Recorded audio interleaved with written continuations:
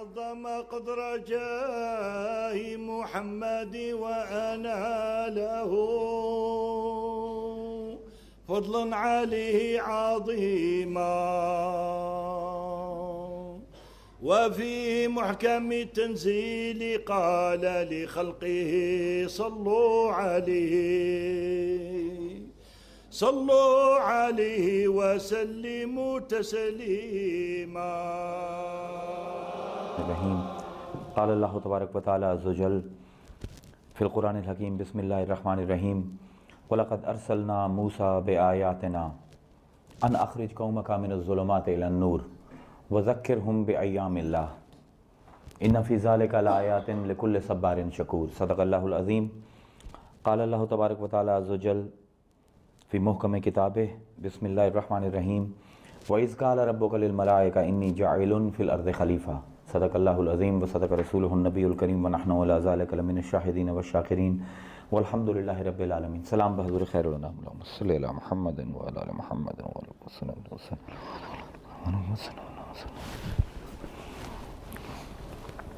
علوم القرآن کے ضمن میں جو علم پڑھائے جاتے ہیں وہ 5 ہیں.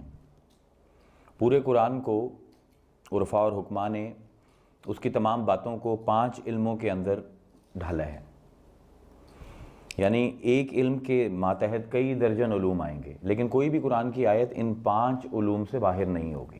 اس میں سب سے پہلا ہے علم الاحکام، حکم کا علم. اور یہ عمل کے باب میں انسان کے پاس 2 ہی رویے ممکن ہیں، یا کچھ کرے گا یا نہیں کرے گا.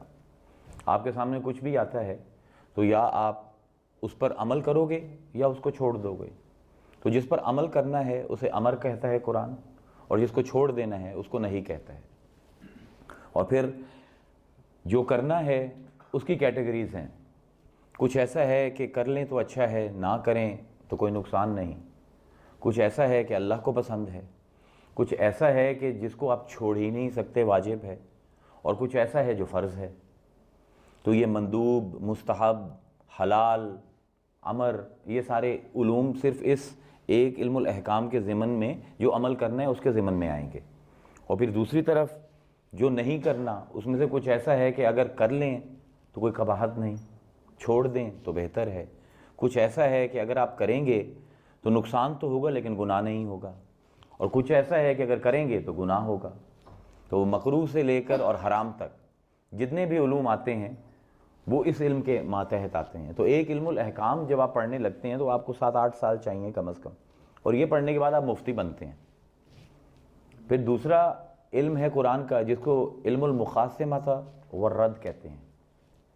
مخاصمے کا علم اور رد کا علم، یہ میدان ہے علم الکلام والوں کا، فلسفیوں کا، نظریاتی لوگوں کا، کہ اس میں اللہ تعالیٰ نے وہ بحثیں کی ہیں، وہ ویکنیسز، آئیڈیالوجیز کی آئیڈینٹیفائی کی ہیں جو انسان کو مشرک بنا دیتی ہیں یا منافق بنا دیتی ہیں.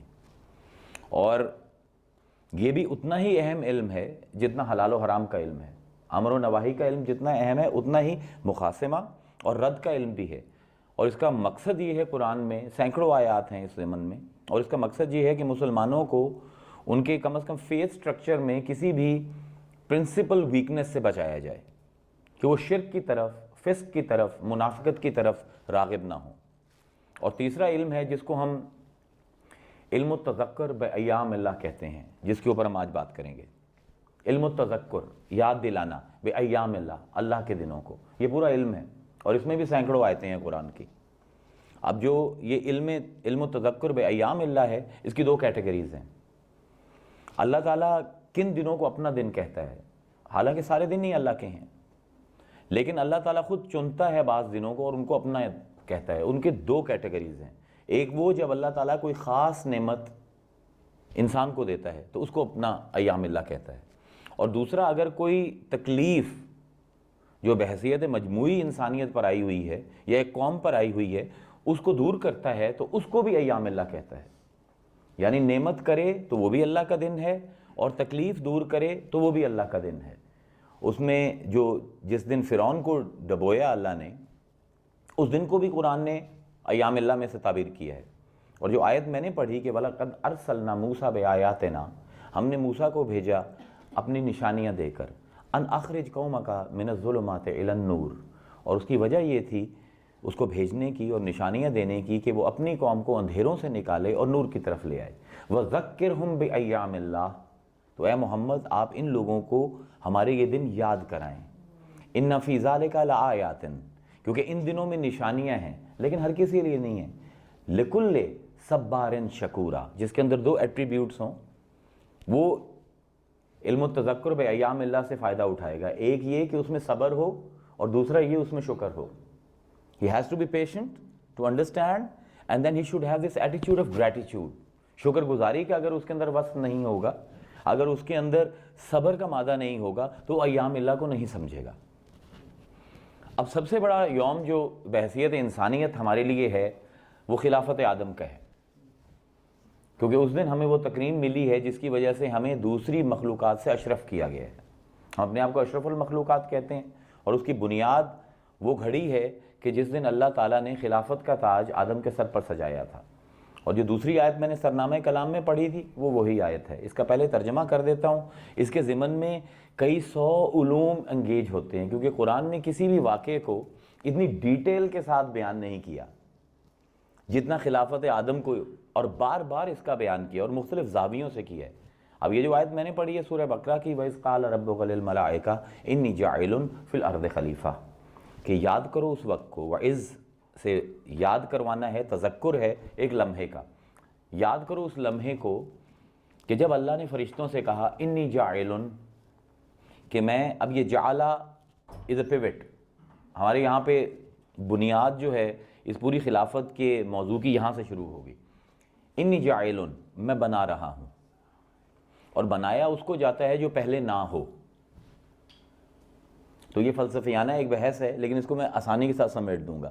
انی جاعل، میں مقرر کرنے جا رہا ہوں، میں بنانے جا رہا ہوں، فی الارض خلیفہ، زمین میں اپنا خلیفہ۔ اب اس پر مخاصمہ کیا فرشتوں نے، قالوا اتجعل فیہا من یفسد فیہا ویسفک الدماء ونحن نسبح بحمدک ونقدس لک۔ فرشتوں نے کہا گیا ہے پروردگار تو اس کو بنانے جا رہا ہے کہ جو زمین پر جا کر فساد مچائے گا اور خون بہائے گا۔ نحنو، ہم جو ہیں، نسبح بحمدک، تیری تسبیح بھی کرتے ہیں، تیری پاکیزگی بھی بیان کرتے ہیں، اور ہر وقت تیری تعریف بھی کرتے ہیں۔ یعنی اگر تو نے کسی کو خلیفہ بھی بنانا ہے تو ہم جیسے معصوموں کو بنا۔ یہ آئے گا سارا موضوع، ایک ایک لاجیکل ساری ہم اس میں سے باتیں کریں گے کہ فساد بھی کرے گا اور خون بھی بہائے گا، تو اس کی جگہ ہم جیسوں کو بنا دے۔ تو اس کا جواب اللہ نے یہ دیا، قال انی اعلم ما لا تعلمون، کچھ ہے جو میں جانتا ہوں تم نہیں جانتے۔ وعلم آدم الاسماء كلها، پھر اللہ نے تمام ناموں کا علم آدم کو دے دیا۔ ثم عرضهم على الملائکہ، اور پھر ان تمام چیزوں کو ان فرشتوں کے سامنے رکھ دیا۔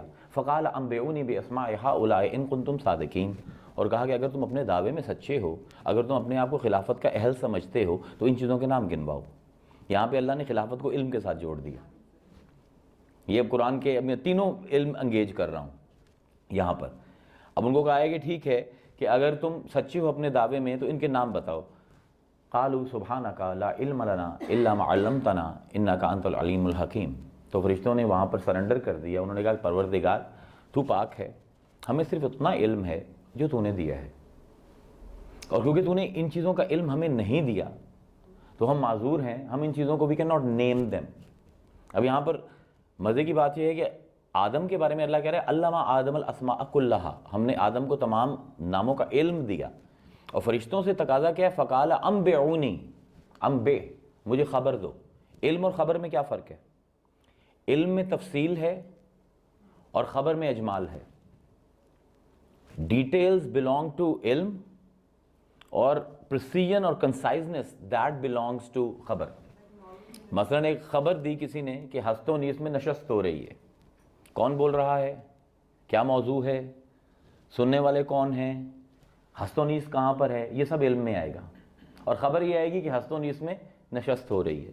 تو اللہ کہتا ہے کہ آدم کو ہم نے تفصیل کے ساتھ علم دیا ہے، اور فرشتوں سے کہا ہے کہ اگر تم اس کی خبر بھی دے دو تو میں تمہارے دعوے کو مان لوں گا۔ مطلب God is so confident, he is so confident کہ یہ خبر بھی نہیں دے سکتے. پھر اللہ فرما رہا ہے کہ قال یا آدم انبئہم باسمائہم، آدم ان کو خبر دے ان ناموں کی جس کا تجھے علم ہے. نو دس از اے ٹانٹ، کہ جس ناموں کا تجھے علم ہے تفصیل کے ساتھ ان کو صرف خبر دے، یعنی ان میں یہ ظرف نہیں ہے کہ یہ ڈیٹیلز کو لے سکیں. فلما انباہم باسمائہم، اور جب آدم نے ان کو ان ناموں کی خبر دے دی، قالا الم اقل لکم. اب قرآن میں لہجہ نہیں ہے، کتابوں میں لہجے نہیں ہوتے، لہجے انسان دیتے ہیں. اب یہ جو ہے نا الم اقل لکم، اب اس میں شدت ہے اور ناراضگی ہے تھوڑی سی. کیا میں نے نہیں کہا تھا تم سے؟ انی عالم غیب السماوات والارض، کہ میں آسمان اور زمین کے غیب جانتا ہوں. نو ہیر حکمت کا ایک نقطہ ہے کہ اللہ تعالیٰ نے خلافت کے کانسیپٹ کو ایک طرف علم سے جوڑا ہے اور ایک طرف غیب سے جوڑا ہے. اب دس از ویری امپورٹنٹ. یہ ایک بڑی ہی ٹینشن کریٹ کی ہے قرآن نے ان آیات میں. اب کہنا تو یہ چاہیے تھا، اگر ہماری سوچ ہمارے عقل سے، ہمارے فہم یا ادراک سے بات کریں تو اللہ کہتا کہ میں نے تمہیں پہلے ہی کہا تھا، تمہیں نہیں پتہ ہوگا. اللہ تعالیٰ نے یہ نہیں کہا. اللہ کہتا ہے الم اقل لکم، کیا میں نے نہیں کہا تھا تمہیں؟ انی عالم غیب السماوات والارض، کہ میں سماوات اور ارض کے، زمین اور آسمان کے سیکرٹس کو، غیب کو جانتا ہوں. اب فرشتہ کہاں، اب بنایا کہاں جا رہا ہے خلیفہ؟ انی جاعل فی الارض خلیفہ. یہاں پر آسمان کا ذکر نہیں ہے. دس از ویری امپورٹنٹ. اور اب یہاں پر ذکر آ رہا ہے کہ انی عالم غیب السماوات والارض، یعنی خلافت کا تعلق کہیں نہ کہیں آسمان سے بھی جڑا ہوا ہے، اور کہیں نہ کہیں زمین سے بھی جڑا ہوا ہے، اور کہیں نہ کہیں علم سے بھی جڑا ہوا ہے، اور کہیں نہ کہیں غیب سے بھی جڑا ہوا ہے. یہ تو ہے اس کا سٹرکچر میرے آج کے بیان کا. بیکاز میں اس کو اگر گھنٹے میں اس کا صرف سٹرکچر بھی دے گیا آپ کو تو بہت بڑی کامیابی ہوگی. ہم نے فیصلہ کیا تھا کوثر صاحب کے ساتھ کہ ہم یہ 2 لیکچرز کی سیریز کریں گے، کیونکہ خلافت جو ہے وہ صرف نبوت کا حصہ نہیں ہے، صرف ولایت کا حصہ نہیں ہے، عام انسان کا بھی حصہ ہے. تو اس لیے اتنے وسیع موضوع کو ایک نشست میں سمٹایا نہیں جا سکتا. تو میں نے یہی فیصلہ کیا کہ آج کر لیں گے اور بدھ کو اس کا دوسرا پارٹ کر لیں گے. اب یہاں پر 2 لفظ ہیں جن کو سمجھنا بہت ضروری ہے. اٹس کرٹیکل، ادروائز ہمیں ان آیات کی، ان 5 آیتوں کی کبھی سمجھ ہی نہیں آ سکتی. وہ 2 لفظ کیا ہیں؟ انی جاعلن، جعلہ کس کو کہتے ہیں؟ اور فی الارض خلیفہ، خلیفہ کس کو کہتے ہیں؟ یہ دونوں بڑے ضروری ہیں. جعلہ عربی میں ہے بنانا، اور جو کچھ اس دنیا میں ہے جو آپ کو نظر آتا ہے یہ اسی جعلہ کے ضمن میں ہے. الذی جعل لکم الارض فراشا والسماء بناء وانزل من السماء ماء فاخرج به من الثمرات رزقا لکم. الذی جعل لکم، اللہ نے بنایا ہے تمہارے لیے زمین کو بچھونا، آسمان کو اوڑھنا، آسمان کو چھت بنایا ہے، زمین کو تمہارے لیے بستر بنایا ہے. وَأَنزَلَ مِنَ السَّمَاءِ مَاءً، اور آسمان سے پانی برسایا ہے. فَأَخْرَجَ بِهِ مِنَ الثَّمَرَاتِ رِزْقًا لَكُمْ، اور اس سے پھر تمہارے لیے روزی روٹی کا بندوبست کیا ہے، تمہیں رزق دیا ہے. یعنی دینا مقصود تھا رزق، لیکن زمین کو بھی وسیلہ قرار دیا اور آسمان کو بھی وسیلہ قرار دیا. اب یہ خلافت عرضی جو تھی آسمان اور زمین دونوں سے تعلق تھا، اب رزق کا تعلق بھی دونوں طرف سے جڑ گیا. آسمان سے پانی برس رہا ہے اور زمین جو ہے تو آپ کے لیے اناج اور پھل اگل رہی ہے. تو جعلہ کی ضمن میں جو آپ کو زمانے کون و مکان میں نظر آتا ہے وہ سب جعلہ کے ضمن میں آتا ہے. نبوت بھی اس جعلہ سے دور نہیں ہے. ہر نبی کا جس کا تذکرہ قرآن نے کیا ہے سوائے ایک کے، اس کے لیے یہی لفظ استعمال کیا ہے جعلہ کا. میں آپ کو مثالیں دے دیتا ہوں. سب سے پہلے خلیفہ اللہ کا قرآن میں آدم ہے. انی جاعل فی الارض خلیفہ، جعلہ آ گیا. سب سے پہلا امام ابراہیم ہے. وَإِذِ ابْتَلَىٰ إِبْرَاهِيمَ رَبُّهُ بِكَلِمَاتٍ فَأَتَمَّهُنَّ قَالَ إِنِّي جَاعِلُكَ لِلنَّاسِ إِمَامًا.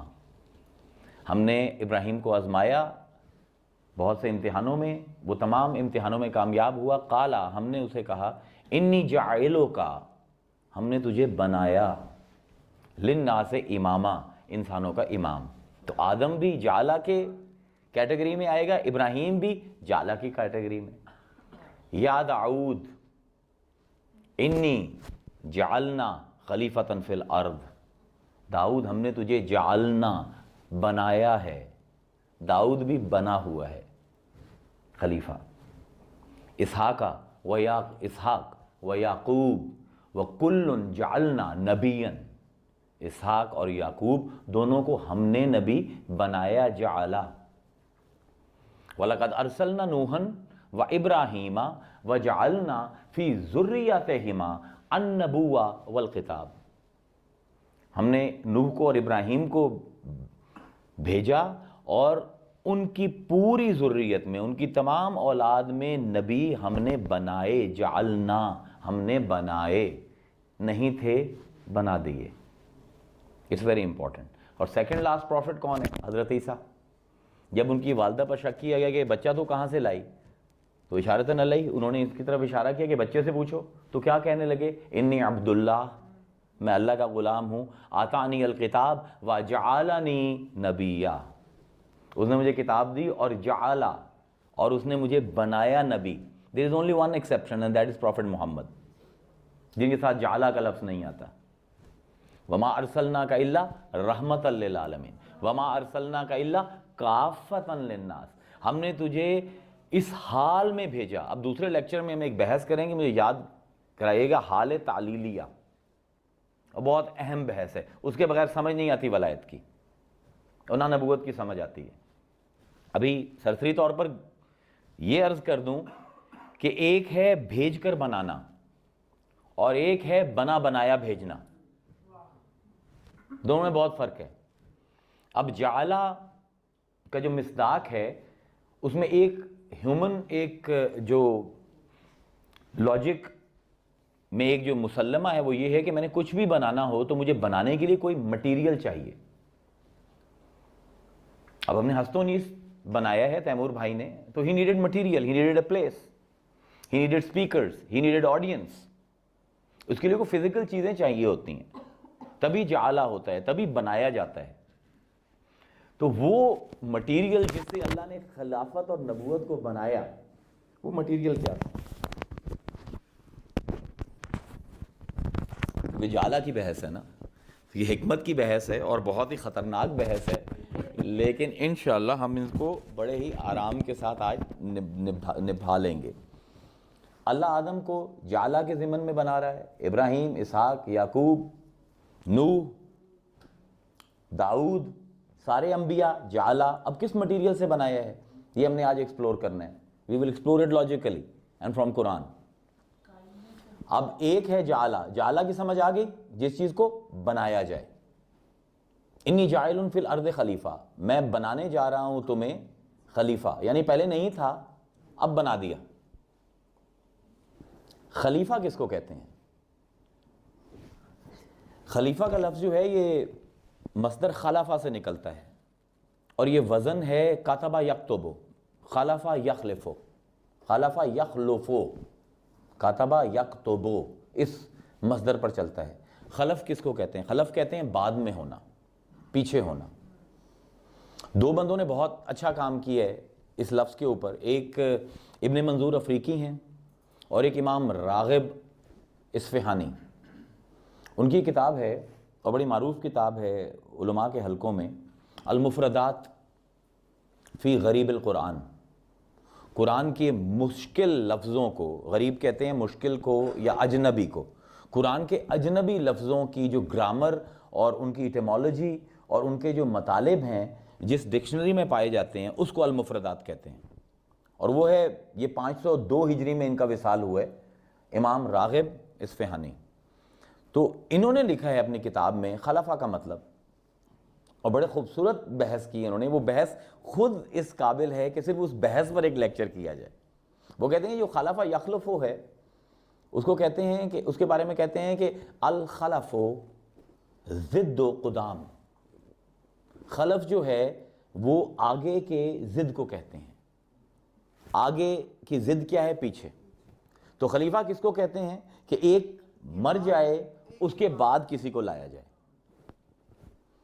انہوں نے اب کئی درجنوں صفحوں میں یہ بحث کی ہے جو انہوں نے سوال کیا تھا کہ اللہ تعالیٰ کو خلیفہ بنانے کی ضرورت ہی کیوں پڑی؟ سکسیشن. تو امام انہوں نے اصفہانی نے یہ بحث کی ہے کہ خلیفہ صرف بعد میں آنے والے کو نہیں کہتے، بلکہ اگر کسی کے ہوتے ہوئے بھی کسی کو اپنا نائب ڈیلیگیشن آف اتھارٹی کر دی جائے تو وہ بھی خلیفہ بن جاتا ہے. جس طرح آج ہم یہاں بیٹھے ہوئے ہیں تو چیف منسٹر کو جو اتھارٹی ملی ہوئی ہے پرائم منسٹر سے، ایگزیکٹو پاور جو ہے وہ پرائم منسٹر کے پاس ہے، تو یہ اتھارٹی ڈیلیگیٹ ہوئی ہوئی ہے. اب یہ ڈیلیگیشن آف اتھارٹی کیوں ہوتی ہے؟ خلیفہ کیوں بنایا جاتا ہے؟ اس کی 7 بنیادی وجوہات ہیں جو حکماں نے بیان کی ہیں، اور یہ میری 6-7 سال کی سٹڈی ہے جو میں آپ کے سامنے 5 منٹ کے اندر بیان کرنے لگا ہوں. ایک بادشاہ کو کیا ضرورت ہے اپنی اتھارٹی ڈیلیگیٹ کرنے کی؟ وہ اپنی طاقت کسی کو کیوں سونپے گا؟ اس کی 7 بنیادی وجوہات ہیں. ان میں سے ایک وجہ ہے قلت قدرت، قلت علم، قلت موجودگی، یہ وجہ ہیں. غیابت، مثلا ایک بادشاہ ہے، اس کا علاقہ بہت بڑا ہے، he rules over a very big country اور he rules over 2-3 continents. اب وہ اتنی قدرت ہی نہیں رکھتا کہ ہر جگہ رول کر سکے. So he will have his caliphs, his vice regents, جن کو وہ اپنی طاقت دے گا تاکہ اس کی جگہ اتنے واسٹ ایریے کو کنٹرول کرنے کے لیے اس کو کرنی پڑے گی، اپنی اتھارٹی دینی پڑے گی، تاکہ وہ اس کی جگہ پر اس کی اتھارٹی کو استعمال کر کے ان لوگوں کے اوپر حکومت اور انصاف اور عدل کی نظام قائم کریں. ایک وجہ یہ ہوتی ہے کہ عدم قدرت. دوسری وجہ یہ ہوتی ہے عدم موجودگی، کہ بادشاہ ہے یا پرائم منسٹر ہے ہمارا اسلام آباد میں بیٹھا ہوا ہے، اگر یہاں پر کوئی کرائم ہو گیا ہے he cannot be everywhere. اس لیے پولیس بھی جو اپنی اتھارٹی یوز کرتی ہے آپ کو اریسٹ کرنے کی، وہ بھی ایگزیکٹو اتھارٹی ہے جو اصل میں تو پرائم منسٹر کے پاس ہے. آپ کا نمائندہ تو وہ ہے. جو بھی نظام وہ بنا رہا ہے، جو ڈیلیگیشن آف اتھارٹی ہے، وہ اس کی مرضی ہے. اب اس نے وہ ڈیلیگیٹ کر دیا سپرنٹینڈنٹ پولیس کو، تو آپ کے مسائل وہ حل کر دے گا، کیونکہ ہر جگہ پر وزیر اعظم نہیں ہو سکتا. تو جہاں پر ہر جگہ موجود نہ کوئی ہو سکے اس کو نائب مقرر کرنے پڑتے ہیں. اگر علاقہ بہت بڑا ہو نائب مقرر کرنے پڑتے ہیں. ایک وجہ ہوتی ہے وجود کا نقص، کہ ایک بادشاہ ہے یا پرائم منسٹر ہے، وہ he can't work for 24 hours. اور اگر وہ 2-3 کانٹیننٹس کے اوپر رول کرتا ہے تو اگر یہاں پر دن ہے تو کہیں پر رات ہوگی. اب رات کو اس نے سونا ہے، جب وہ سو جائے گا تو دوسرے علاقے جس میں دن ہے وہاں پر تو کام ہونے ہیں، تو وہاں پر کام کون کرے گا؟ Because he cannot be a prime minister 24 hours. He cannot be a king 24 hours. تو اس کو لا محلہ کسی کو اپنی اتھارٹی دینی پڑے گی، تاکہ ان جگہوں پر جہاں پر وہ جب وہ اس کو ریسٹ چاہیے وہ سو رہا ہے تو اس کی نیابت کرے اور اس کے نظام کو عمل کرے. پھر ایک وجہ جو حکماں نے بیان کی خلیفہ بنانے کی وہ یہ ہے کہ اگر بادشاہ تھک جائے اور چھٹی پر چلا جائے. Everybody needs vacation. اب بادشاہ کام کری جائے 24 گھنٹے تو بیچارہ ایک دن تو تھکے گا. تو وہ جب چھٹی پر جائے گا تو چھٹی پر جانے سے پہلے کسی کو اپنا نائب مقرر کرے گا کہ تم جو ہو میری جگہ پر، میری اتھارٹی جب تک میں نہیں آتا، میری غیابت میں، میرے غائب رہنے میں، انی عالم غیب السماوات والارض. So you have to understand, this is very important discussion.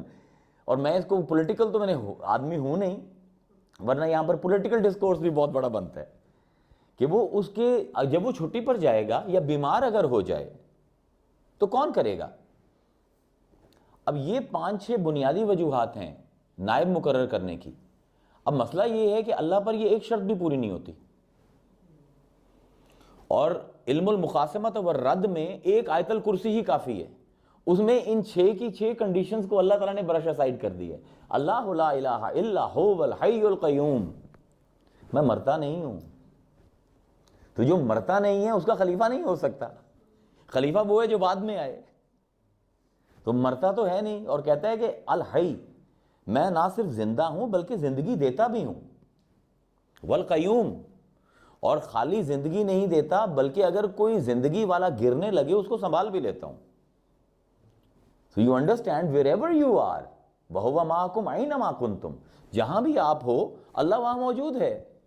تو وہ شرط جو تھی خلیفہ بنانے کی کہ وہ موجود نہ ہو یا مر جائے، وہ تو اللہ تعالیٰ کے اوپر آ ہی نہیں سکتی. اللہ لا الہ الا هو الحی القیوم لا تاخذہ سنۃ ولا نوم. نہ تو وہ اونگتا ہے کام کرتے کرتے، نہ تو وہ اونگتا ہے کہ وہ غلط ڈیسیژنز کر دے، ولا نوم، اور کبھی سویا ہی نہیں کہ کسی کو کسی اور دروازہ کھٹکھٹانا پڑے کہ ہمارا بادشاہ سو رہا ہے. وہ تو سوتا ہی نہیں. لہو ما فی السماوات و ما فی الارض. آسمان زمین میں جو کچھ بھی ہے، لہو کا لام تملیک جو ہے یہ ٹوٹل پوزیشن ہے، صرف اس کا ہے. ما فی السماوات والارض، جو کچھ آسمان اور زمین میں ہے صرف اس کا ہے. من ذا الذی یشفع عندہ الا باذنہ. وہ کہتا ہے تم خلیفہ کی بات کرتے ہو، کسی میں اتنی جرت کون ہے؟ وہ یہاں ہیبت ہے. کون ہے؟ من ذا، کس ماں نے وہ پیدا کیا ہے، الذی یشفع عندہ، کہ وہ کسی کی سفارش بھی کر دے اللہ کو. خلافت ہونا، اتھارٹی، طاقت استعمال کرنا تو بڑی دور کی بات ہے. اللہ کہتا ہے کسی میں اتنی بھی جرت نہیں ہے کہ وہ کسی کی سفارش ہی کر دے میرے سامنے. الا باذنی، ہاں جس کو میں اجازت دے دوں، ہاں جس کو میں حکم دے دوں وہ سفارش کر سکتا ہے، ورنہ خلیفہ تو بہت دور کی بات ہے، میں سفارشی بھی نہیں لیتا. من ذا الذی یشفع عندہ الا باذنہ یعلم ما بین ایدیہم وما خلفہم. اس کو ضرورت کیوں نہیں ہے؟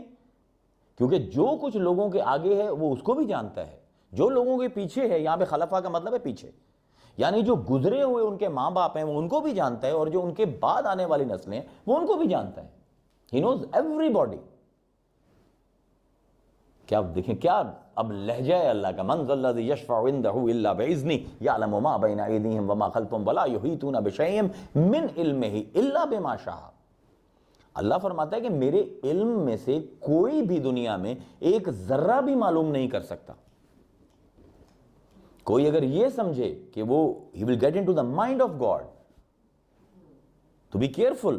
کوئی بھی تم میں سے اس قابل نہیں ہے کہ وہ میرے علم میں سے کچھ بھی ایک شے بھی لے سکے الا بما شاء، ہاں جس کو میں چاہوں دے دوں.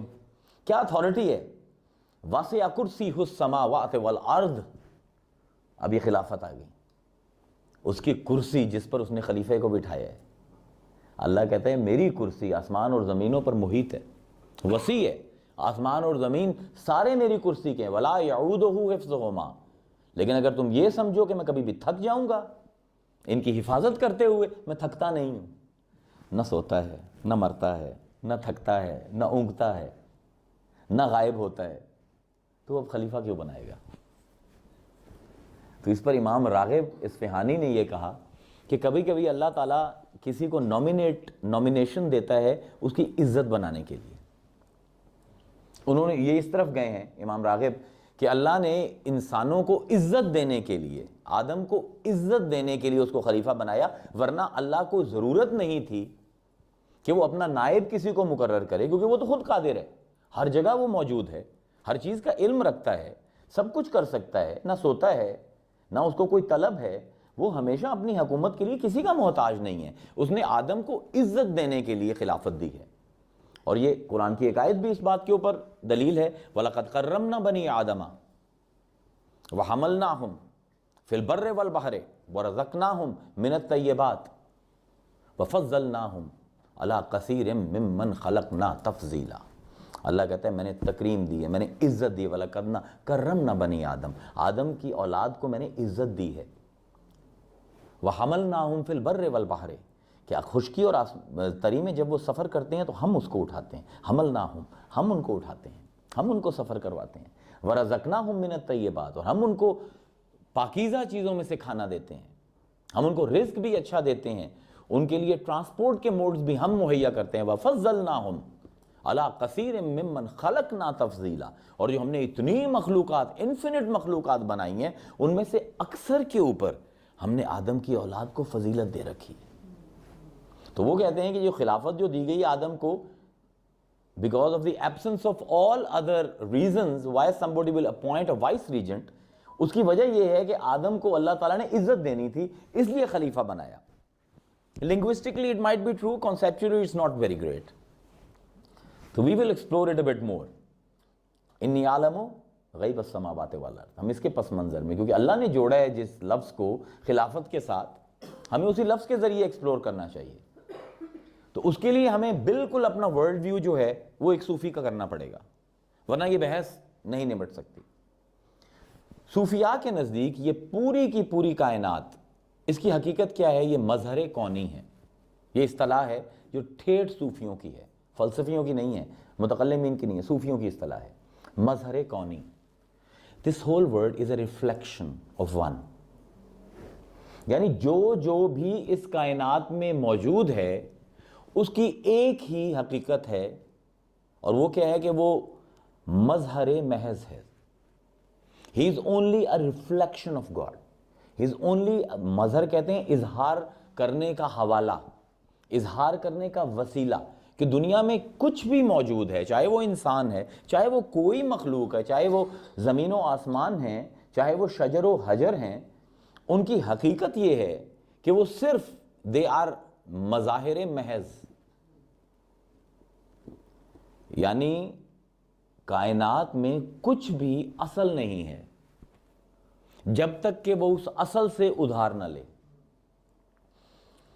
کوئی بھی وجود، یعنی یہ کائنات میں آپ اور میں جو بیٹھے ہیں، ہمارا مقصد کیا ہے ایک صوفی کی نظر میں؟ دس از اے صوفک ورلڈ ویو۔ وہ یہ ہے کہ میں نے اپنی بینگ سے اس مظہر حق کا اظہار کرنا ہے، چاہے میں جانوں یا نہ جانوں۔ میرے ہونے کی تاسیس بھی یہی ہے، میرے ہونے کی تکمیل بھی یہی ہے۔ یہ ٹھیٹھ عرفانی جملہ ہے۔ یعنی میں اگر ہوں تو میں جعلہ کے ضمن میں ہوں نا، تو میں کیوں ہوں؟ کیونکہ کسی نے چاہا ہے کہ میں ہوں، میں تو نہیں تھا۔ اس میں میرے ہونے میں میرا نہ ہونا لازم ہے۔ This is a difficult statement, but I will explain it to you in a minute۔ کہ میں وہ وجود ہوں جو ایک ہی لمحے میں اپنا ہونا بھی ثابت کرتا ہوں اور اپنا نہ ہونا بھی ثابت کرتا ہوں۔ کیوں؟ کیونکہ میری کل اوقات یہ ہے کہ میں حوالہ ہوں، میں ایک وسیلہ ہوں جس سے رب مجھے دوسروں پر ظاہر کر رہا ہے اپنے آپ کو۔ میرا یہ ہونا تاسیس اس طرح ہے کہ میری بنیاد وہ حق ہے کہ وہ اگر نہ چاہے تو میں نہ ہوں، اور مجھے زندگی ایسی گزارنی ہے کہ جب لوگ مجھے دیکھیں تو ان کو میں نظر نہ آؤں، حق نظر آئے۔ یہ تکمیل ہے۔ یہ خلیفہ ارض کی تکمیل جو ہے وہ یہ ہے۔ خلیفہ ارض یاد رکھیں، اس کے دو چہرے ہیں۔ اس کا ایک چہرہ ہمیشہ اللہ کی طرف ہوتا ہے، اور اس کا ایک چہرہ ہمیشہ مخلوق کی طرف ہے۔ اور اس کے اوپر بہت خوبصورت بحث جو ہے ہمارے عرفاء نے کی ہے، کوئی یہاں پر یہ علماء کا کام نہیں ہے۔ وہ کہتے ہیں لفظ محمد کو غور سے دیکھو، میم ہا میم دال، یہ دوسرا میم جو ہے مشدد ہے، اس کے اوپر شدہ ہے۔ اس کا مطلب کیا ہے کہ یہ دو میم ہیں، اور ایک میم کو دوسرے کے اندر مرج کیا گیا ہے۔ ایک غیب کا میم ہے اور ایک ظہور کا میم ہے۔ You have to understand. اور کیا خوبصورت نفیس بحث ہے۔ وہ کہتے ہیں کہ اگر محمد کے تم میم کو دیکھو تو اس کا ایک میم ہے کے ساتھ ملا ہوا ہے اور دوسرا میم دال کی طرف ہے حق اور دال ہے دلالت، کہ یعنی محمد اس ہستی کو کہتے ہیں جو اپنے ہونے میں اللہ کو بھی ثابت کر دے اور مخلوق کو بھی ثابت کر دے۔ مخلوق کے ہونے کی دلیل اللہ کا مظہر، اللہ کا مظہر۔ اب یہ مقصد کیا ہے؟ these are all very romantic things, but what do they actually mean؟ مطلب یہ ہے کہ دیکھیں جو مظہر ہوتا ہے ہمیشہ وہ ناظر کے ماتحت ہوتا ہے۔ ایک نظارہ جتنا بھی خوبصورت ہو نا، اگر آنکھ خوبصورت نہ ہو، اگر آنکھ میں خوبصورتی نہ پائی جائے، اب there are people who don't like mountains۔ Somebody might look at a rose and just keep looking at it the whole day, and somebody might just use it on Valentine's without even looking at it carefully۔ یہ ہو سکتا ہے نا۔ تو جو ناظر ہے، اب میری حقیقت یہ ہے ہر انسان کی، آپ کی بھی، کہ آپ ایک ہی وقت میں ناظر بھی ہیں اور مظہر بھی ہیں۔ آپ کا کام ہے دوسروں کو اللہ دکھانا اور دوسروں میں سے اللہ دیکھنا۔ یہ ٹھیٹھ عرفان کی بحث ہے جو میں چھیڑ رہا ہوں۔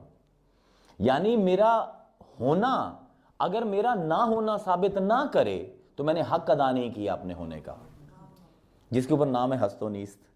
یہ مولانا روم کا فلسفہ ہے۔ یہ اب جمع مابین ضدین ہو گیا، دی اپوزٹس آر کمنگ ٹوگیدر۔ یعنی اگر میں اپنے ہونے میں اپنا نہ ہونا ثابت نہ کر سکا تو میرا اس دنیا میں آنا نہ آنا برابر ہے. کیونکہ میں آیا کیوں ہوں دنیا میں؟ کہ میں مظہر ہوں خدا کا، اور خدا کی صفات جو ہیں لوگوں کو مجھ سے نظر آنی چاہیے. اور آپ کیوں آئے ہیں؟ کہ بحیثیت ناظر میں آپ میں سے خدا کی صفات کی جلوہ فرمائی دیکھوں.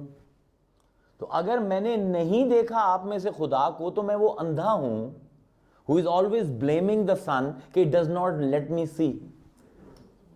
اور اگر مجھ میں سے آپ نے اللہ نہیں دیکھ سکا، میں اپنے آپ میں سے آپ کو اللہ کا جلوہ نہیں دکھا سکا، تو میں وہ ہوں، وہ سورج ہوں جو چمکا تو صحیح مگر روشنی کی بجائے اندھیرا دے گیا دنیا کو. This is a Sufic world view کہ میں صرف مظہر ہوں، میں صرف حوالہ ہوں. میرا جب تک نہ ہونا ثابت نہ ہو، میرا ہونا ثابت نہیں ہوگا. یعنی میرا مقصد کیا ہے زندگی گزارنے کا خلیفہ کی حیثیت سے؟ کہ میں اپنے آپ کو اتنا چھپاؤں کہ میرا رب ظاہر ہو جائے.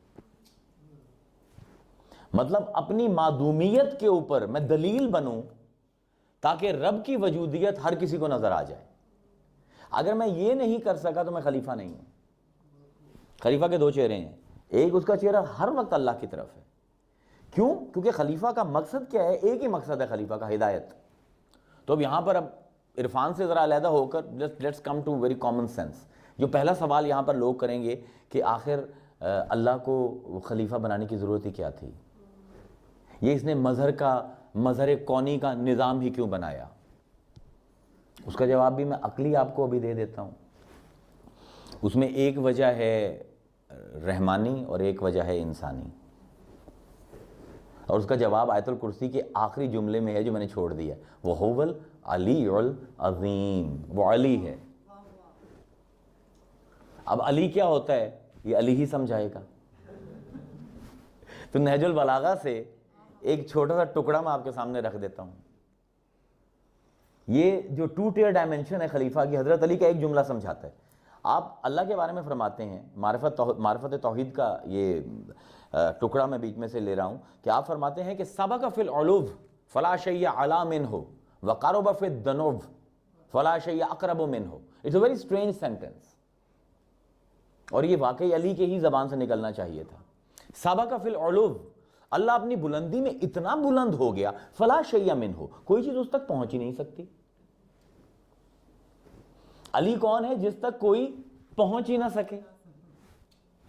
سبق فی العلو فلا شیء اعلی منہ. تم سمجھتے ہو تم اپنے عقل سے، اپنے تجسس سے، اپنے ادراک سے، اپنی لاجک سے، اپنے مینٹل کانسٹرکٹ سے اللہ کو پہچان لوگے؟ نہیں، وہ علی ہے. سبق فی العلو فلا شیء اعلی منہ وقرب فی الدنو، لیکن ساتھ ہی اتنا قریب ہے اپنے لٹکنے میں. دنو کہتے ہیں لٹکنا، نیچے آنا. وہ علی تو ہے لیکن وہ علی نہیں ہے جو آسمانوں پر چڑھ کر بیٹھا رہتا ہے، وہ نیچے آتا ہے. وقرب فی الدنو، قریب آنے میں اتنا وہ قریب آ جاتا ہے. فلا شیء اقرب منہ، کوئی بھی چیز تمہارے اتنے قریب نہیں ہو سکتی جتنا وہ قریب ہے. وَنَحْنُ أَقْرَبُ عَلَيْهِ مِنْ حَبْلِ الْوَرِيدِ. اب یہاں سے 2 عذاب نکلتے ہیں. اب اس کا علو جو ہے، اس کی بلندی، اس کا تقاضا یہ ہے کہ پروردگار نیچے نہ آئے.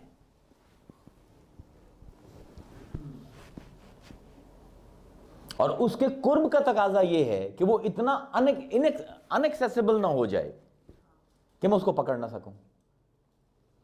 اب پکڑنے کے لیے مادی ہونا ضروری ہے.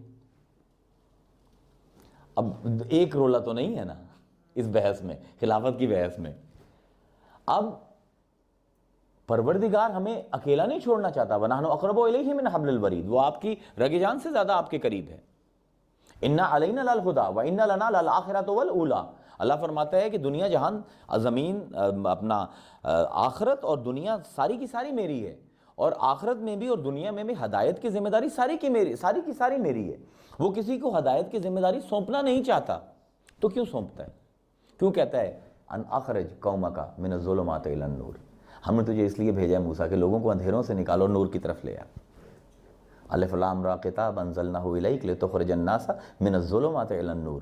مصطفیٰ ہم نے تمہارے اوپر کتاب کیوں نازل کی؟ لوگوں کو اندھیروں سے نکالے اور نور کی طرف لے آئے. تو یہ ہدایت کے وسیلے کیوں مقرر کرتا ہے؟ خلیفہ کا مقصد ہی یہ ہے کہ اللہ کی ہدایت لوگوں تک پہنچا دے. اللہ خود کیوں نہیں پہنچاتا؟ It's a common sense question. خود کیوں نہیں پہنچاتا؟ اچھا خود پہنچائے گا تو کیسے پہنچائے گا؟ عالم جسم میں آ کر. کتاب تو پھر جسم ہے. اگر مجھے تبلیغ کرنی ہے خدا نے، تو خدا کو کیا کرنا پڑے گا؟ اپنا وہ چھوڑ کے عرش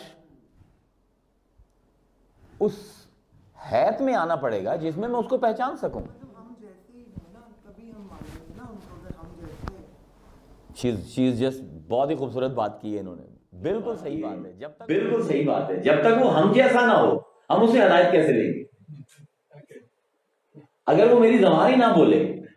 اب میری زبان جو ہے وہ لنگز کے ذریعے اور ہوا کے ذریعے اور زبان کے ذریعے لفظ بناتی ہے. پروردگار کے تو نہ لنگز ہیں نہ زبان ہے نہ اس طرح لفظ ادا کرتا ہے، تو میں اسے ہدایت کیسے دوں گا؟ تو ایک تو حل یہ ہے کہ وہ چھوڑے اپنا عرش، عالم جسم میں آئے اور ایک بندے کی طرح میرے سامنے بیٹھ کے مجھ سے بات کرے. اب اس میں کیا ہوگا؟ اگر وہ عالم جسم میں آئے گا تو مادی ہو جائے گا، مادی ہو جائے گا تو محدود ہو جائے گا، محدود ہوگا تو اس کا جسم بنے گا، جسم بنے گا تو اس کی طرف اشارہ ہو جائے گا، جس کی طرف اشارہ ہو جائے وہ سمجھ نہیں رہتا، جو سمجھ نہ ہو وہ خدا نہیں رہتا. اب یہ منطقی استدلال ہے. اب مسئلہ یہ ہے کہ وہ آسمان تک آسمان زمین تک تو آ جائے گا، اس سے نیچے نہیں آئے گا. اب دوسرا یہ ہے کہ میں اوپر چلا جاؤں، کہ وہ زمین کے آسمان تک آ گیا نا. حدیث قدسی ہے کہ میں ہر رات کو پچھلے پہر آسمان زمین پر آ جاتا ہوں. تو اب دوسرا یہ ہے کہ میں اس آسمان تک چلا جاؤں. تو یہ اللہ نے راستہ کھولا ہوا ہے. It is not barred. none of us is barred. ہم سب خلیفہ ہو سکتے ہیں اللہ کے. مسئلہ یہ ہے کہ اس بلندی تک پہنچنے کے لیے جو بنیادی شرائط ہیں میں ان کو پورا کرتا ہوں. کیا میں اپنی نفی کرنے میں مصروف ہوں اس زندگی میں یا اپنے آپ کو ثابت کرنے میں مصروف ہوں؟ اگر تو میں اپنے آپ کو ثابت کر رہا ہوں تو اس کو میں منکر ہوں اس کا. اب سب سے پہلے تو یہ ہے کہ اپنے آپ کو، یہ جو میں کہتا ہے صوفی، پہلے تو میں اپنے ہی پیچھے پڑ جاؤں کہ میں نے ثابت کرنا کہ میں نہیں ہوں، تاکہ وہ نظر آئے. پہلا کام تو یہ مجھ سے نہیں ہوتا. دوسرا جو پہلی شرط ہے صدق، جس کو ہم نے اگلے لیکچر میں لینا ہے، سچ بولنا. مجھ میں ہمت ہی نہیں ہے، نہ سچ سننے کی ہمت ہے نہ سچ بولنے کی. تو اتنا جھوٹا اتنے سچے کے ساتھ ہم کلام کیسے؟ تو مسائل دونوں طرف سے ہیں. اللہ کا مسئلہ یہ ہے کہ وہ جسم میں نہیں آ سکتا. میرا مسئلہ یہ ہے کہ میں جسم سے آزاد نہیں ہونا چاہتا. تو اب یہ ٹانکا کیسے لگے؟ تو یہ ٹانکا جو لگاتا ہے اس کو کہتے ہیں خلیفہ. اب یہاں پر ہماری ایگو ہمیں پہلا سوال کرے گی کہ جی کیا ضرورت ہے مجھے وسیلے کی؟ کیا ضرورت ہے وسیلے کی؟ میں اپنے اللہ سے خود مل لوں گا. تو بالکل ملیں. کوئی راہیں اللہ نے کم تھوڑی کر رکھی ہیں. اور یہ وسیلے کا نظام کوئی ہم نے تھوڑی مقرر کیا، یہ بھی تو خدا کا مقرر کیا ہوا. وَلَن تَجِدَ لِسُنَّتِ اللَّهِ تَبْدِيلًا وَلَن تَجِدَ لِسُنَّتِ اللَّهِ تَحْوِيلًا. اللہ کہتے ہیں کہ سنت میں مقرر کر دوں اس کو موڑنے والا کوئی نہیں. جو قانون میں بنا دوں اس کو توڑنے والا کوئی نہیں. یہ جو نظام ہے آپ کا ہستی ہے، اس میں کوئی ایک چیز مجھے دکھا دے جو نظام وسیلہ کے بغیر چل رہی ہے. اگر چلے گی تو الیجیٹمیٹ چلے گی، لیجیٹمیٹ نہیں چلے گی. ہم اور میں اور آپ یہاں پر بیٹھے ہیں، ہم کیسے بیٹھے ہیں؟ ہمارا ظہور اس دنیا میں کیسے ہوا؟ ایک مرد اور عورت ملے، انہوں نے کچھ عمل کیا، عمل ٹھہرا، آپ اور میں اس دنیا میں آ گئے. اب اللہ نے ایک نظام وسیلہ قائم کیا. عمل تو ایک ہی ہے، لیکن اللہ کہتا ہے نکاح کرو. وسیلہ نکاح سے جو اولاد ہوگی وہ لیجیٹمیٹ ہے. اب عمل بھی ایک ہے، نتیجہ بھی ایک ہے. نکاح کے بغیر بھی اگر مرد اور عورت ملیں گے تو بچہ پیدا ہوگا. نکاح میں بھی مرد اور عورت ملیں گے تو بچہ پیدا ہوگا. فرق کیا ہے؟ ایک جو پیدا ہو رہا ہے اس کو اسلامی معاشرہ عزت دینے کو تیار نہیں ہے، حق دینے کو تیار نہیں ہے. دوسرا جو نکاح کے ضمن میں پیدا ہو رہا ہے، اس شجرہ نکاح کے درمیان کے سائے میں بچہ پیدا کر رہا ہے، اس کو اسلامک اسٹیٹ بھی سپورٹ کر رہی ہے. ماں باپ کے اوپر بھی فرائض لادے جا رہے ہیں کہ اس کا یہ حق ہے، اس کا یہ حق ہے. کیوں؟ عمل تو ایک ہے، نتیجہ تو ایک ہے. تو اس کا جواب اللہ یہی دے گا، میرا قائم کردہ وسیلہ ہے. جو وسیلے کے ذریعے آؤ گے تو لیجیٹمیٹ ہے. بچہ تو ویسے نہیں پیدا ہو جائے گا اگر نکاح نہیں بھی کرو گے, لیکن لیجیٹمیٹ ہوگا. تو قرآن کا قانون یہ ہے کہ وسیلے کا منکر حقیقتاً نظام کا منکر ہے. ابلیس نے کوئی نمازیں پڑھنی نہیں چھوڑی. You have to understand very carefully. جو وسیلہ اپنے تک آنے کا خلافت آدم میں اللہ نے مقرر کیا تھا اس کا منکر تھا. مطلب he was someone who wanted a kid without getting into نکاح. تو بچہ تو ہو گیا اور اللہ سے اس کا بھی رابطہ کو منقطع تو نہیں ہوا آج تک ابلیس کا. اگر یہ کوئی سمجھتا ہے کہ ابلیس کا رابطہ منقطع ہے اللہ سے, نہیں, ابھی بھی وہ ڈائلاگ کرتا ہے. قرآن میں سجدے سے انکار کرنے کے بعد بھی وہ اللہ سے ڈائلاگ مسلسل کر رہے ہیں. 15-16 آیتیں ہیں. اللہ نے انقطاع نہیں کیا رابطہ, لیکن صرف یہ کیا کہ جو کچھ اس نے کیا اس کو انلیگل قرار دے دیا. تو یہ مسئلہ یہ ہے کہ پروردگار ایک حد سے نیچے آنے کے لیے تیار نہیں ہے. آپ کسی بھی حد کو پھلانگ کر اوپر جانے کے لیے تیار نہیں ہے. اور پھر آپ کو مسئلہ یہ بھی ہے کہ ہم نے وسیلوں کا بھی انکار کرنا ہے. So this is a bit too much, even for me.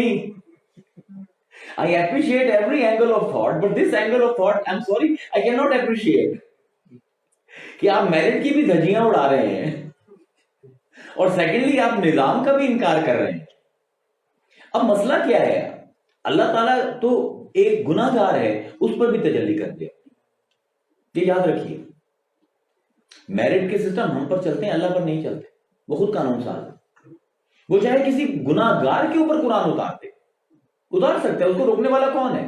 مالک کل ہے. لیکن ہوگا کیا اس گناہ گار کا؟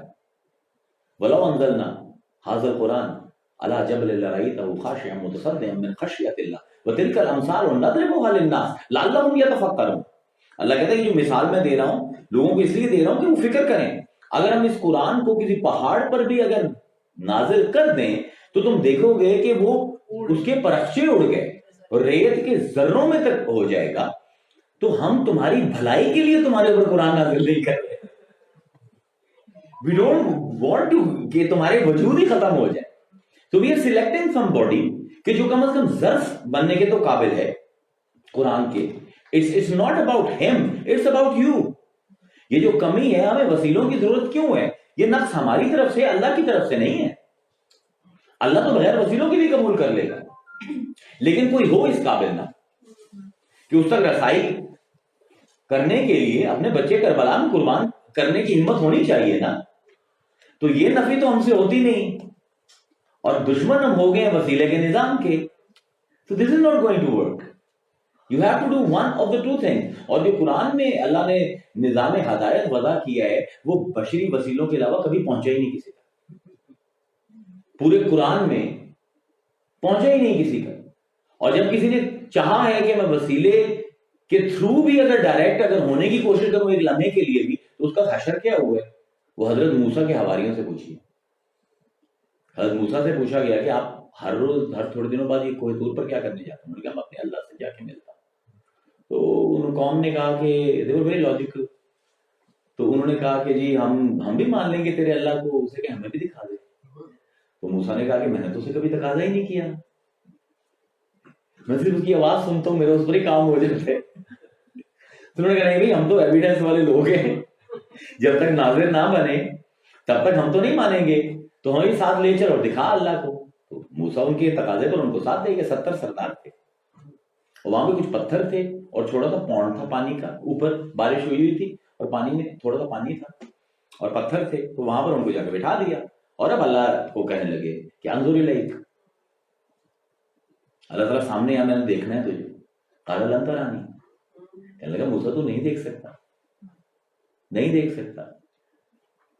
تو کیا کہا موسیٰ نے کہ اللہ میاں یہ بھی آئے ہوئے تو مہربانی کرو.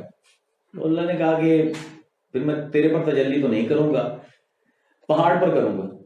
تو ان سب سے کہا کہ پہاڑ کو دیکھیں, اور تو بھی دیکھ پہاڑ کو. فلما تجلی ربہ للجبل, اور پھر اللہ تعالیٰ نے پہاڑ کے اوپر تجلی کی. جعلہ, دوبارہ جعلہ کا لفظ ہے, جعلہ دکا, وہ ٹکڑے ٹکڑے ہو کے ریت بن گیا.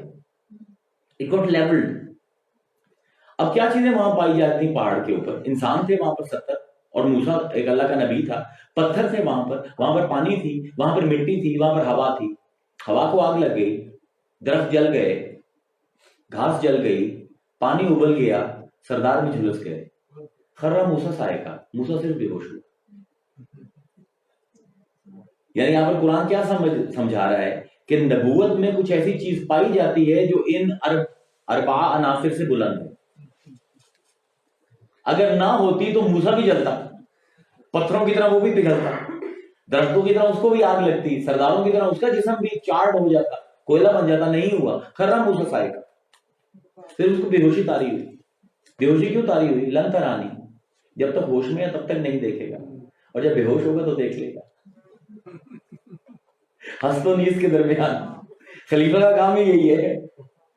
جب نہ ہونا اس کے اوپر اپنے ہوش کی بات مار لے گا تو دیدار ہو جائے گا. اب وہاں پر مسئلہ یہ ہے کہ اگر اس کی تجلی پہاڑ پر ہوتی ہے وہ برداشت نہیں کرتا, پانی برداشت نہیں کرتا, اربع عناصر میں سے کوئی برداشت نہیں کرتا. تو اگر وہ تجلی آپ پر ہو جائے تو اللہ کا تو کوئی نقصان نہیں ہونا, آپ نہیں رہیں گے. تو اس لیے کچھ ایسے چاہیے کہ جو اتنے خالص ہوں اپنی بناوٹ میں, جن کا مٹیریل اتنا خالص ہو, اور پھر وہ اس مٹیریل کا احساس رکھیں اور اپنی زندگی اس طرح گزاریں کہ وہ اپنے دامن کو سفل کی غلاظت میں آلودہ نہ کریں. تو پھر اللہ ان سے بات کرتا ہے اور ان کے ذریعے آپ سے بات کرتا ہے. یہ مسئلہ اللہ کا نہیں ہے, آپ کا ہے. ہاں, وہ سارے اس میں آتا جائے گا, آگے چلتے جائیں گے. اب مسئلہ یہ ہے کہ آپ بلند ہونے کو تیار نہیں ہیں. اللہ ایک حد سے نیچے آ ہی نہیں سکتا, بیکاز وہ خدا ہے, انفینٹی ہے. یہ تو آپ اس طرح کہہ رہے ہیں کہ انفینٹی کے اندر 2+2=4 ہو جائے. نو اٹ وانٹ. اس کے اپنے پرنسپلز ہیں. تو اب ان دو پرنسپلز کو which are very different ملانے کے لیے کچھ ایسا چاہیے کہ جب اس کے پاس ہو تو اس جیسی باتیں کرے, اور جب میرے پاس ہو تو میری جیسے باتیں کرے. This is very important to understand خلیفہ کے دو چہرے, کہ جو محمد کی میم مشدد حق کے ساتھ بھی حق کی طرح ہو اور خلق کے ساتھ خلق کی طرح. اس لیے اللہ نے دو حقائقات محمدیہ بتائی ہیں قرآن میں. قد جاءکم من اللہ نور وکتاب مبین, تمہارے پاس آ گیا نور اور اللہ کی کتاب. نور کا ہے, اور ساتھ ہی کہا ہے قل انما انا بشر مثلکم, کہہ دے میں تمہاری طرح کا بشر ہوں. کیوں کہا ہے؟ کیونکہ اس نے جب اللہ کے پاس ہدایت لینے جانا ہے تو ضروری ہے کہ اللہ کی بولی بولے, اور اگر وہ بولی مجھے بولے گا مجھے سمجھ نہیں آئے گی. اس کو ایک آسان مثال کے ساتھ سمجھیں کہ let's see I go to China next week. اب مجھے چائنیز نہیں آتی, تو مجھے کون چاہیے؟ جو چائنیز بولتا ہو. لیکن اگر خالی چائنیز بولتا ہوگا میرا کام نہیں چلے گا, اس کو اردو بھی بولنی آنی چاہیے. بائی لینگویج چاہیے کہ جو میری بات سنے اردو میں, اس کو چائنا کے مزاج کے مطابق اس کی صرف و نحو میں ڈھالے اور آگے بتائے. تو پروردگار کے بھی وہ انٹرپریٹرز ہیں, they are bilinguals. جو خلیفے ہیں اللہ کے, جو نبی ہیں, they are bilinguals. جب وہ اللہ کے پاس ہوتے ہیں تو یقین مانیے آپ جیسے بالکل نہیں ہوتے, اور جب وہ آپ کے پاس آتے ہیں یقین مانیے اللہ جیسے نہیں ہوتے. It's a complicated issue, very complicated. اور اس کو نبھایا ہے صرف اللہ ہی نبھا سکتا تھا اس کو, کیونکہ خلافت کی بحث تب تک مکمل نہیں ہو سکتی جب تک حقیقت محمدیہ کی سمجھ نہ آئے. وہ مٹیریل جہاں سے یہ خلافت آ رہی ہے وہ کیا ہے؟ سورہ نجم میں پہلی 18 آیتوں میں قرآن نے یہی بات سمجھائی. وَالنَّجْمِ إِذَا هَوَىٰ, قسم ہے ہم کو تارے کی جو ٹوٹ گیا. مَا ضَلَّ صَاحِبُكُمْ وَمَا غَوَىٰ, تمہارا یہ جو صاحب ہے نہ تو یہ گمراہ ہوا ہے اور نہ ہی ہم نے اسے اغوا کیا. وَمَا يَنطِقُ عَنِ الْهَوَىٰ إِنْ هُوَ إِلَّا وَحْيٌ يُوحَىٰ, یہ اپنی مرضی سے ایک لفظ نہیں بولتا. ہم جب تک وحی نہ کریں اس کے لفظ نہیں ملتے. وَالنَّجْمِ إِذَا هَوَىٰ مَا ضَلَّ صَاحِبُكُمْ وَمَا غَوَىٰ وَمَا يَنطِقُ عَنِ الْهَوَىٰ إِنْ هُوَ إِلَّا وَحْيٌ يُوحَىٰ ذُو مِرَّةٍ فَاسْتَوَىٰ فَهُوَ بِالْأُفُقِ الْأَعْلَىٰ. اب ذُو مِرَّةٍ فَاسْتَوَىٰ اس کے بہت اعتبار ہیں. We erected a mirror in front of him. وہ کمر سیدھی کر کے بیٹھ گیا, اس نے بلند ہونا شروع کر دیا. یہ سب ایک ہی اعتبار, اور سارے اعتبار ٹھیک ہے. ترجمہ تینوں جگہ صحیح ہوگا. ذو مرۃ فاستوى فهو بالافق الاعلى, اور اس حالت میں وہ اوپر والے آسمان تک پہنچ گیا جہاں پر اللہ ڈیسینڈ کرتا ہے. وہاں پر آئی تقریر واپس, اللہ ڈیسینڈ کیا آسمان تک اور یہ نیچے سے آسمان تک پہنچے, لیکن وہاں تک مکمل نہیں ہوا سفر. ثم دنا فتدلى ثم دنا, اور یہ چڑھا فتدلى, اور وہ گرا. Now you understand خلیفہ کے دو چہرے, وہ اتر رہا ہے تھوڑا سا اپنی جگہ سے اور یہ تھوڑا سا چل رہا ہے. ثم دنا, وہ گیا, فتدلى, اور وہ اوپر سے نیچے آیا. فکان قاب قوسین او ادنی, اور پھر اتنی زور کی جھپٹی ڈالی. I'm being very frank with the translation. کمان پر کمان چڑھ گئی, فرق کرنا مشکل ہو گیا. فکان قاب قوسین او ادنی فاوحى الى عبده ما اوحى, اس وقت ہم نے وہ وحی کی اپنے بندے پر جو ہم نے وحی کی, تمہارے لیے وہ نہیں ہے. ابھی تخصیص محمدی آ رہی ہے, جس طرح جعلا محمد کے سامنے نہ آتا, ارسلنا آتا ہے, اب یہ بھی تخصیص ہے. کچھ وہی ہے جو صرف مصطفیٰ کے لیے, جو ہمارے لیے ہے ہی. ما کذب الفؤاد ما رأى, اور جب اس حالت میں کعبہ قوسین میں وہ تھا تو اس کی حالت یہ تھی, ما کذب الفؤاد ما رأى, جو اس کی آنکھیں اسے دکھا رہی تھی اس کا دل اس کو جھٹلا نہیں رہا. یعنی اس کے ایموشنل سٹیٹ اور اس کی physical state, it became one. There was no divorce. There was no question of any مخاصمہ اور any dialogue کہ یار یہ جو میرے ساتھ ہو رہا ہے یہ کہ اللہ تعالیٰ نے فکان قاب قوسین کر دیا, کیا یہ سچ ہے یا نہیں؟ نہیں, جو وہ دیکھ رہا تھا وہ دل اس کا مہر لگا رہا تھا. افتؤمنونہ علی ما یری, تو اب کیا تم بحث کرو گے اس بندے کے ساتھ کہ کیا دیکھ کر آیا ہے؟ تم بحث کرو گے؟ اب اللہ تعالیٰ اوقات یاد دلا رہا ہے ہم سب کو کہ مجھے خلفاء کی ضرورت کیوں ہے. تم جیسے لوگ بحث کرو گے کہ وہ کیا دیکھ رہا ہے, کیا دیکھ کر آیا ہے.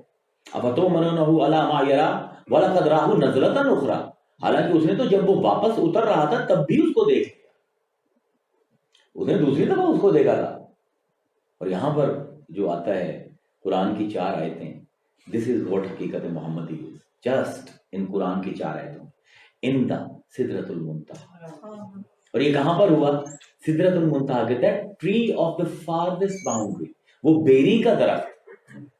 یہ کون سا بیری کا درخت ہے کہ جہاں پر جا کے جبرائیل نے کیا کہا تھا, لو دنوت عن بلۃ لاحترقت, یا رسول اللہ اگر میں ایک ناخن کے برابر بھی آگے ہوا تو میں جل جاؤں گا. احترقت حترقا, میں بھسم ہو جاؤں گا. یعنی this is a symbol of exactly what Christians call the tree of life.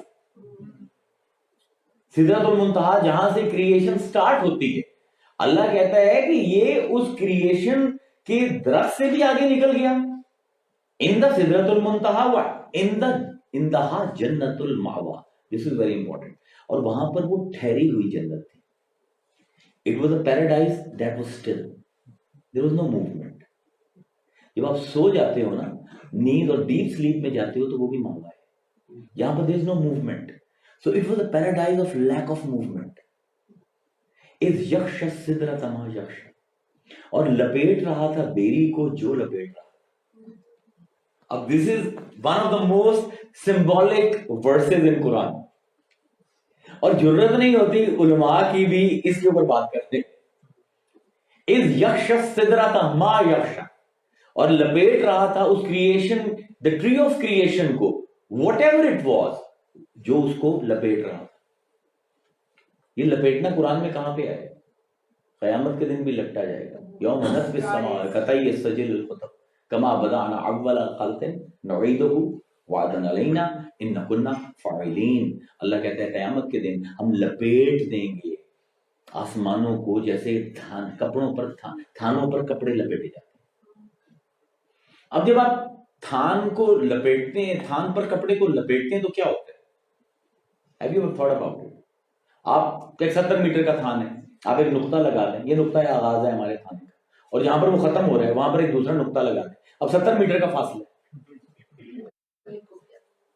اب جب اس کو لپیٹو گے تو ہو سکتا ہے وہ نقطہ انجام جہاں پر ہے, نقطہ آغاز اس کے اوپر ہی آگے ٹھہر جائے. انتہا جنت المأوی. And if you want to travel from Agaz to Anjam, you don't have to travel for 70 meters. Actually, you are there. فَكَانَ قَابَ قَوْسَيْنِ أَوْ أَدْنَىٰ. You understand these concepts? Is yaksha sidrata ma yaksha. اب یہاں پر اس کو سمجھ نہیں آ سکتی جب تک آپ فلسفے کا ایک چھوٹا سا بحث نہ میرے ساتھ رہی ہے. تھوڑی سی مشکل بحث ہے لیکن جس میں جنید میاں بیٹھے ان کو بہت مزہ آئے گا. جیومیٹری میں جسم کی تعریف کیا ہے؟ جو جگہ گھیرے. جو بھی جسم جگہ گھیرے جیومیٹری میں اس کو ہم جسم کہتے ہیں. جو جسم کیا ہے؟ جو جگہ گھیرے. اب یہ معراج کہاں پہ ہو رہی ہے؟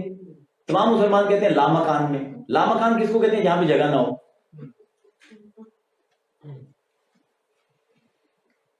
تو جسم وہ جو جگہ گھیرے، اور اگر جگہ نہ ہو تو جسم کس کو گھیرے؟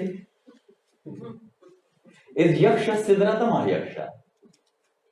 یعنی کیا بتایا جا رہا ہے کہ یہ کون و مکان کی وجہ سے محمد نہیں ہے، محمد کی وجہ سے کون و مکان ہے. سبحان اللہ سبحان اللہ. یعنی یہ وہ جسم ہے جس کو ہونے کے لیے جگہ گھیرنا بھی ضروری نہیں. اندہا جنت المأوا، وہاں پر ٹھہری ہوئی جنت ہے. اس لیے جب حضور معراج پر گئے 14 سال رہے، لیکن حدیث میں یہ آتا ہے کہ جب وہ جا رہے تھے تو کنڈی ہل رہی تھی، اور جب واپس آئے اور پانی جو وضو کا تھا وہ بہہ رہا تھا، اور جب واپس آئے اس پر کیا کہتے ہیں ہمارے اکابر شیخ الاکبر رومی اور رازی کیا کہتے ہیں؟ وہ کہتے ہیں کہ یہ جنت المأوا کا مطلب کیا ہے کہ اصل میں جو محمد ہے he is the material with which God has created everything. He is to this world like روح is to my body. اگر میری جسم سے روح نکل جائے تو کیا ہوگا؟ یہ بولتی ہوئی زبان بند ہو جائے گی، یہ دیکھتی ہوئی آنکھیں اندھی ہو جائیں گی، یہ سنتے ہوئے کان بہرے ہو جائیں گے، اور اگر دوبارہ میری روح لوٹائی جائے تو دوبارہ کام کرنا شروع کر دیں گے. تو کہتے ہیں جب حضور کو معراج پر لے جایا گیا تو اصل میں کون و مکان کی بساط لپیٹ دی تھی. It was that unity اور وننس کی وہ موومنٹ تھی کہ جس مٹیریل سے ساری کائنات تخلیق کی گئی تھی، جب اس روح کو ہی کھینچ لیا تو ساری the whole world stood still for 14 years. اور 14 سال بعد جب روح کو واپس پھونکا گیا، معراج کی جو ڈسینٹ ہے، تو یہ دنیا دوبارہ اپنی وہ کنڈی جو تھی اس نے ہلنا شروع کر دیا، پانی نے دوبارہ بہنا شروع کر دیا. یعنی مقصد کیا ہے؟ اس یکش سدرۃ ما یکشا. اور اس کے اوپر 2 حدیثیں جو آپ کی معتبر ترین کتابوں کی ہیں. انا من نور اللہ وکلہم من نوری، میں اللہ کے نور سے ہوں اور سب کچھ میرے نور سے. اب مخلوقات میں کیا کیا چیزیں آتی ہیں یہ ہمارے وہم و گمان میں بھی نہیں ہے. الذی خلق الموت والحیات لیبلوکم ایکم احسن عملا. الذی وہ ذات ہے اللہ، خلق الموت والحیات جس نے تخلیق کیا موت اور زندگی کو. یعنی موت بھی مخلوق ہے اور زندگی بھی مخلوق ہے. تو حضرت عیسیٰ سے جو حدیث آتی ہے وہ کہتے ہیں کہ موت کو آخرت میں جانور کی شکل میں لایا جائے گا، اور اس کو اللہ تعالیٰ حکم دے گا ایک فرشتے کو کہ اس کو ذبح کر. آج کے بعد موت کو موت آئے گی. It's a fascinating concept کہ موت کو موت آ رہی ہے. ابھی کہتے ہیں ابدی زندگی، ابدی زندگی وہ یہی ہے نا. تو جب وہ اب ایک کیونکہ اب مجسم شکل میں حضرت عیسیٰ نے کیوں دیکھا ہے موت کو؟ کیونکہ موت ہمارے لیے غیر مخلوق ہے، انبیاء کے لیے مخلوق ہی ہے. کوئی اللہ کہہ رہا ہے اللہ جی خلق الموت والحیات، ہم نے موت کو تخلیق کی ہے. اب یہ جانور کی شکل میں آئے گی، جب اس کو ذبح کیا جائے گا تب یہ چیخے گی اور کہے گی ہائے اتنی درد ہوتی ہے. اگر مجھے پتا ہوتا تو میں کسی کو بھی نہ آتی. اتنی تکلیف ہے. جب موت کو موت آئے گی تب اس کو پتہ لگے گا. تو یہاں پر آپ کو اس حدیث کو ساتھ جب آپ اس آیت کو جوڑتے ہو تو پتہ لگتا ہے کہ جس مٹیریل سے موت اور زندگی کو تخلیق کیا گیا ہے وہ مٹیریل نور محمدی ہے. انا من نور اللہ، میں اللہ کے نور سے ہوں. وَكُلُّهُم مِّن نوری، اور ہر ایک میرے نور سے ہے. تو اگر ہر مخلوق اس کے نور سے ہے تو زندگی جس نور سے بنی ہے جعلا، وہ بھی تو نور محمدی ہوگا نا. تو اس کا مطلب ہے کہ زندگی کو محمد کی وجہ سے جان ملے گی. محمد کو زندگی کی ضرورت نہیں ہے جاندار ہونے کے لیے. یہ ساری حقیقتیں محمدیہ کے فلسفے ہیں جو ہم آج بھول چکے ہیں. تو اس یکش سدرۃ ما یکشا، اور لپیٹا اس نے بیری کو، کریشن کو جس نے لپیٹا. یعنی جس مٹیریل کو میں نے یوز کیا تھا ٹو کریٹ ایوری تھنگ، اسی مٹیریل سے جب اس کو مٹیریل کو میں نے کھینچ لیا ہے، اب یہ پینٹر ہے اوپر، آپ پینٹنگ کرتی ہیں تو آپ کا مٹیریل کیا ہوتا ہے؟ رنگ. آپ اس رنگ کو کھینچ لیں پینٹنگ سے، کیا رہ جائے گا؟ تو جس نور سے یہ ظہور ہوا ہے، ظہور کونی، اس نور کو ہم حقیقت محمدی کہتے ہیں. اول ما خلق اللہ نوری، اللہ نے جو سب سے پہلی چیز کائنات میں تخلیق کی وہ میرا نور تھا. انا من نور اللہ وکلہم من نوری، ہر چیز میرے نور سے ہے اور میں اللہ کے نور سے ہوں.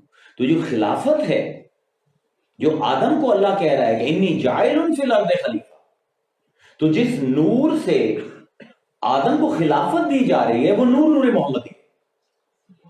And this is not the historical character Muhammad, mind you, وہ خود اسی حقیقت کا ایک ظہور ہے جس کو حقیقت محمدی کہتے ہیں صوفیہ. It is not a person, it is the ارادہ of God to create creation, the mind of God, جس میں وہ ارادہ پیدا ہوا کہ میں مخلوق کو بناؤں، اس کو حقیقت محمدی کہتے ہیں. اور پھر اس ارادے کو اللہ نے استعمال کر کے 1,24,000 نبی بھی بنائے اور خلافتیں بھی تقسیم کی.